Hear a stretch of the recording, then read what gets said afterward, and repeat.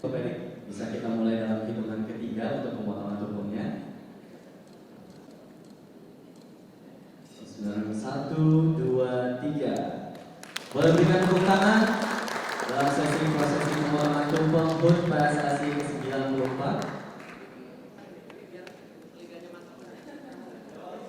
Baik, kami persilakan pada rekan-rekan media. Pada Bapak Rektorin, Bapak Zainuddin Amali dan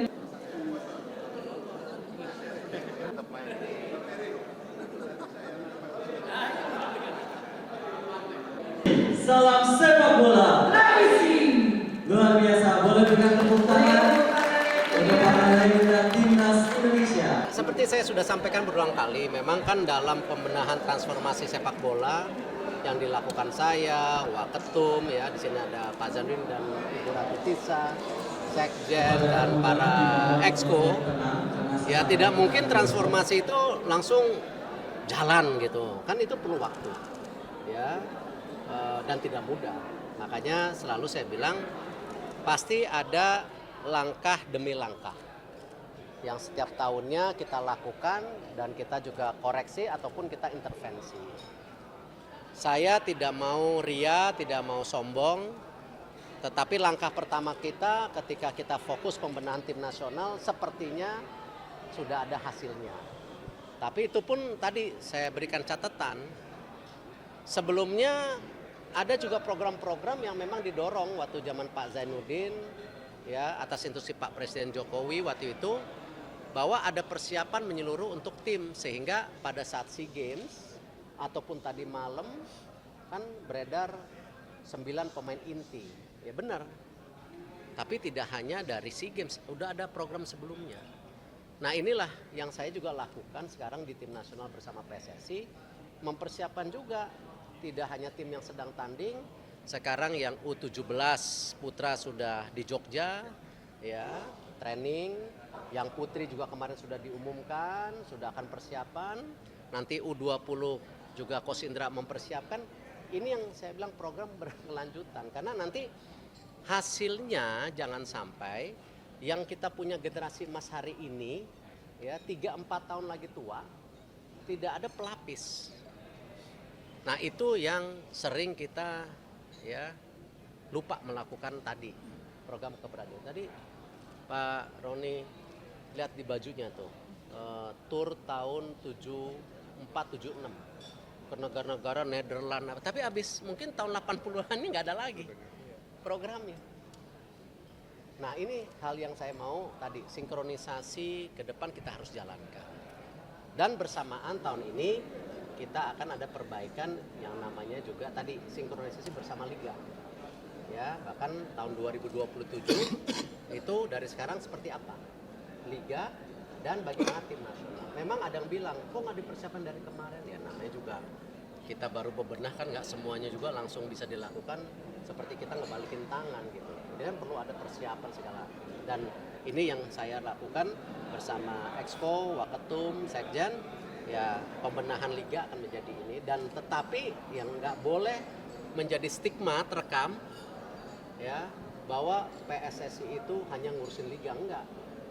Tugas utama PSSI itu mengurus tim nasional, baru bersinergi dengan liga seperti di negara manapun. Ya.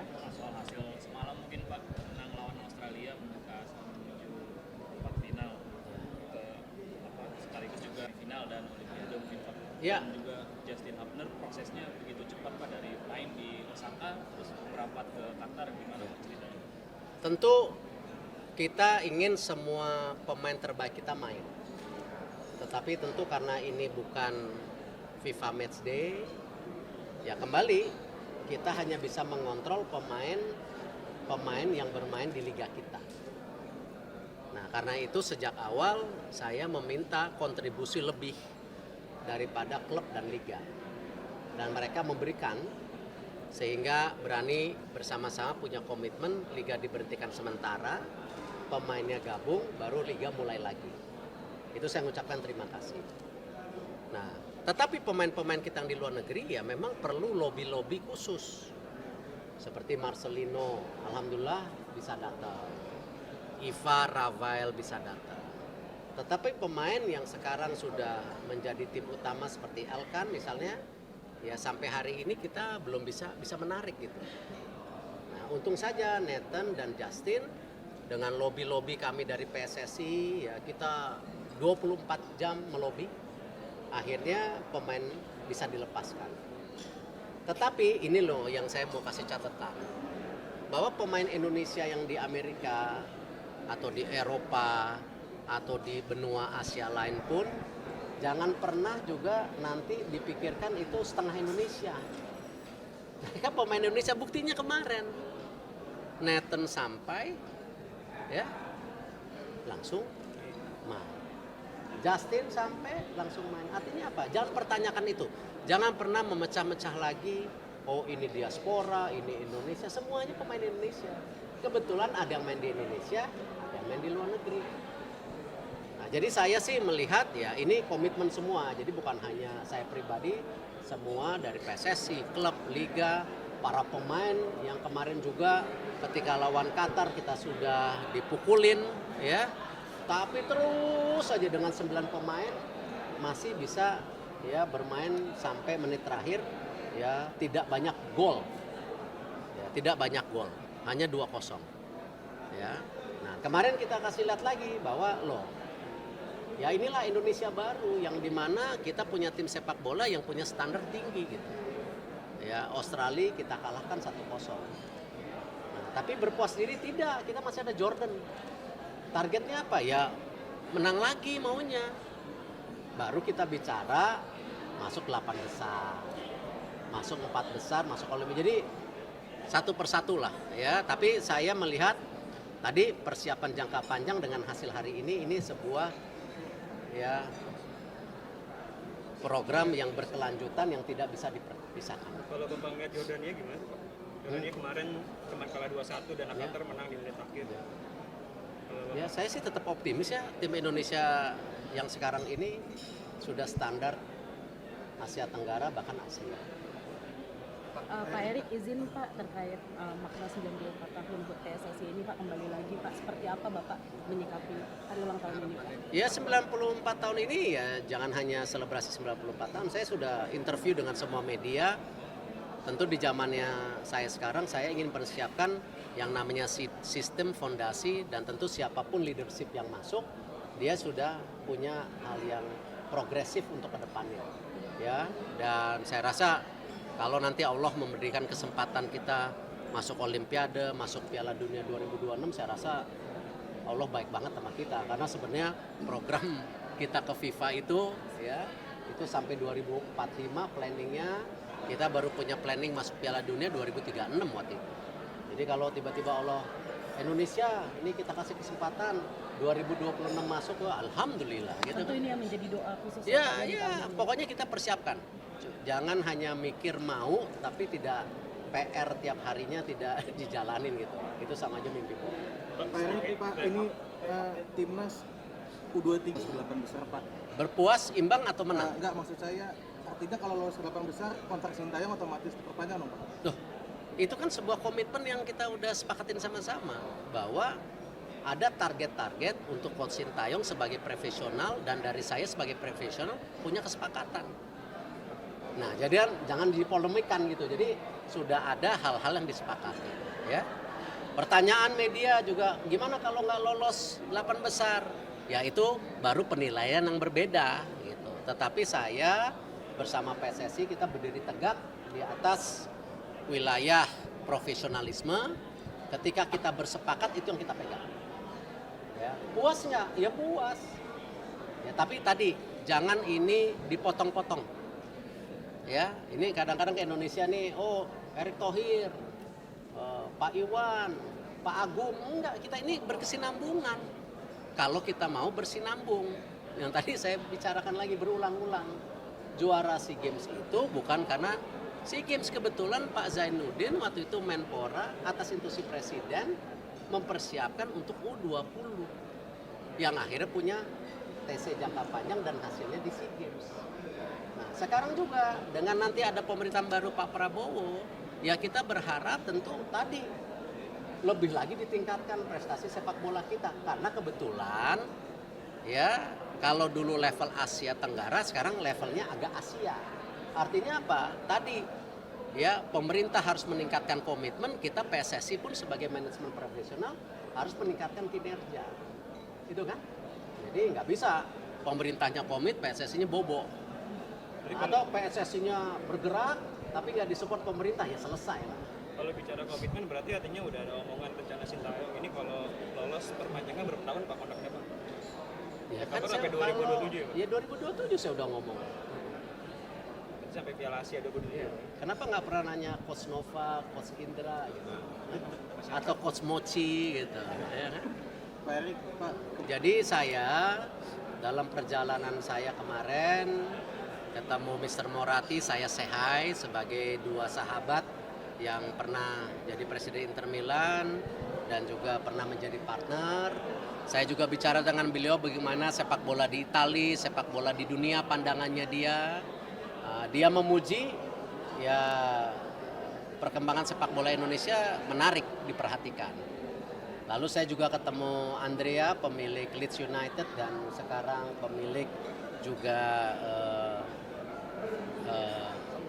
Sampdoria, menyatakan yang sama bahwa menarik diantisipasi apalagi sekarang banyak banyak pengusaha Indonesia memiliki klub di luar negeri. Jadi apa yang dilakukan Erick Thohir berapa belas tahun yang lalu, ya alhamdulillah makin banyak ya, alhamdulillah kan bagus. Ya, grup keluarga Hartono memiliki Como. Ya, kemarin Pak Sihar saya cek di klub di Drenthe di Belgium kalau nggak salah. Ini kalau klubnya Pak Sihar naik ke Liga 1 Belgia, oh alhamdulillah kita bisa pakai platform. Ya, saya masih ada di Oxford, keluarga Bakri juga masih ada di Brisbane. Ya siapa tahu ini bisa menjadi channeling juga para pemain kita untuk mulai berkarir tapi sebagai pemain inti, bukan pemain cadangan. Nah ini kita akan ngomongin, saya udah telepon Pak Nirwan, saya udah telepon grup Jarum, saya udah telepon Pak Victor dari grup Jarum, saya udah telepon juga Pak Sihar untuk juga nanti duduk bersama PSSI kita coba bersinergi. Nah ini yang kita omongkan gitu ya. Nah, sama kayak Emil, saya bicara bahwa kita tetap terbuka tapi kita tidak mau tentu istilahnya memaksakan karena tadi yang teman-teman sudah tanya, Justin mendarat langsung main, Nathan ya datang langsung main. Artinya apa? Tidak ada pemaksaan. Mereka langsung main dengan resiko cedera, tapi mereka yang mau membela merah putih. Nah itu aja. Itu yang kita harapkan. Dan silakan cek para pemain yang ada di tim nasional ini, ya jangan ada stigma pemain bayaran. Bahwa mereka semua memang tadi mau bela merah putih. Ya bisa disaksikan di administrasi PSSI tidak ada uang-uang. Ya semua transparan, semua mereka ingin membela merah putih. Tetap berjalan. Jadi protesnya ditolak. Ivar dihukum bermain sekali. Sananta dihukum 2 kali tidak main. Itu hasilnya. Hah? Salah satu nanti tanggal 21 pagi saya akan interview beberapa dirtek di Doha. Di Doha Pak? Ya. Berapa orang beberapanya? Ada 3, kan kebetulan ada yang dari Eropa jadi lebih dekat. Kalau ke sini jauh. Oke? Pak Erik, satu lagi buat Ya kalau dugaan ya silakan, tapi kan dugaan itu perlu dibuktikan. Seperti kemarin Persik melaporkan ke Satgas, saya sebagai ketua PSSI juga mengirim surat ke Komdis. Ya, agar ini terpadu gitu, jangan nanti terbelah-belah. Ya, dan saya pastikan juga kemarin dengan komite perwasitan, saya sudah bicara dengan Mr. Ogawa, dengan Pratap dan seluruh, ada Pak Rudi, Pak Jimmy, Pak Purwanto, dan saya juga bicara sama Pak Zainuddin, Bu Ratu Tisa, Pak Sekjen, kita akan lakukan pengawasan, ya termasuk perwasitan. So far, ya sementara, ya kita bukan melindungi wasit, yang salah-salah. Dari sisi perwasitan tidak ada hal-hal yang patut dicurigai dengan semua rekaman yang sudah ditonton oleh Pratap, silakan tanya, itu ada konsultan. Ya, dengan ini belum ada. Nah, ini videonya masih terus dicek. Saya tidak tahu di wilayah lain. Ya. Saya tidak melindungi wasit, tapi kita harus bicara wasit salah, benar-benar. Ya, kita nggak boleh ngorbanin karir orang.